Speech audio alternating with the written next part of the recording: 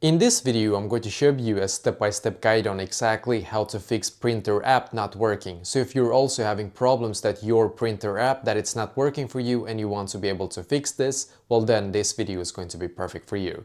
So what we're going to do firstly is to exit our printer app, and instead we're going to go into the settings app on our phone here, as you can see. And now when you're on the settings app here, you're going to scroll down, find general here, click on it. Scroll down, click on iPhone storage. And by the way, if you have an Android, it's going to be basically the exact same step-by-step guide as well. Just go into your settings on your Android and try to find storage in there as well. Now in here, I'm going to swipe up, click on search for printer here. Printer, here's the printer app, so just click on it.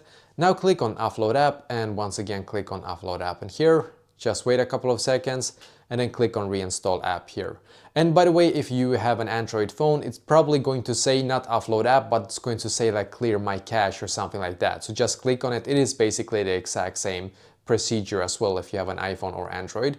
And then just simply wait for it to complete the loading process here, and then when it's done, go back into the app and hopefully now it's going to work for you as well.